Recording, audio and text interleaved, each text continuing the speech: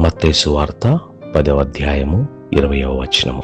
మీ తండ్రి ఆత్మ మీలో ఉండి మాట్లాడుచున్నాడే కాని మాట్లాడువారు మీరు కారు. ఈ యొక్క మాట యేసుక్రీస్తు ప్రభు తన శిష్యులతో మాట్లాడినటువంటి మాట. వారిని ఈ లోకములోనికి సువార్త నిమిత్తమై పంపుచు, ఇదిగో తోడేళ్ల మధ్యకు గొర్రెలను పంపినట్లు నేను మిమ్మల్ని పంపుచున్నాను, మీరు భయపడవద్దు అని అంటా ఉన్నాడు. ఈ లోకము వక్రమైనటువంటి జనాంగం ఉన్నారు, యుక్తి కలిగిన వారు ఉన్నారు, వారికి భయపడవద్దు. సమాజ మందిరములో ఉన్నటువంటి వారు అసూయపరులు ఉన్నారు, వారికి భయపడవద్దు. అధికారుల యొద్దకు మీరు తీసుకొని రావచ్చేమో, రాజుల యొద్దకు మీరు తీసుకొని రావచ్చేమో, వారికి భయపడవద్దు.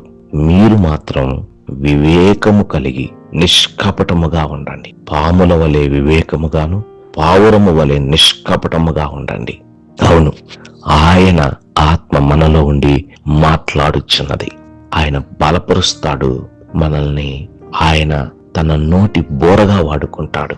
దేవుడు యెషయాని తన నోటిని పరిశుద్ధపరిచి, ఇదిగో అయ్యా నేను అపవిత్రుడను, అపవిత్రమైన పెదవులు కలిగిన వాడను, అపవిత్రమైన పెదవులు గల మనుషుల మధ్య నేను బ్రతుకుచున్నాను అన్నప్పుడు ఆయన నోటిని పరిశుద్ధపరిచి తన మాటలను యెషయా నోట దేవుడు ఉంచాడు.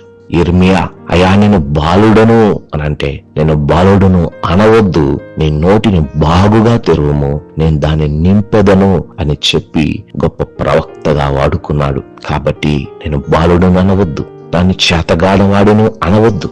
మనల్ని మనము తగ్గించుకొని యేసు రక్తము చేత కడగబడినట్లయితే, పరిశుద్ధపరచబడితే, నిష్కపటముగా మనల్ని మనము కాపాడుకుంటే, వివేకము కలిగి ప్రవర్తిస్తే, ఆయన నిశ్చయముగా తన మాటలను మన నోట ఉంచుతాడు. మనము దేనికి భయపడుతున్నామో, ఎవరికి భయపడుతున్నామో, ఎందుకు మనం వెనకాడుతున్నామో వాటిల్లో బలపరుస్తాడు, లేవనెత్తుతాడు, తన మాటనిస్తాడు, తన అభిషేకం ఇస్తాడు.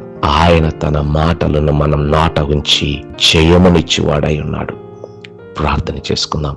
పరిశుద్ధుడా, ప్రేమ కలిగిన మా దేవా, నీ పరిశుద్ధ నామమునకై వందనాలు. అయోగ్యులము నాయన తండ్రి, లోకములో ఎలా ప్రవర్తించాలో తెలియని వారము నాయన. కానీ నీ జ్ఞానం, నీ పరిశుద్ధత, నీ వివేకం నాయన, మీ నీతి మాకు దయచేయండి. మీరు మాతో ఉండండి నాయన. అయ్యా నాయన, బిడ్డలు ఎవరు ఏ పోరాటములో ఉన్నారో, దేనికి భయపడుచున్నారో నాయన, ఎందుకు వెనకడుగు వేయుచున్నారో నీవే బలపరచండి, నీ కృపను అనుగ్రహించండి. నీ మాటలు మా నోట ఉంచుమని అధికారములకు అప్పగించుకొనొచ్చు.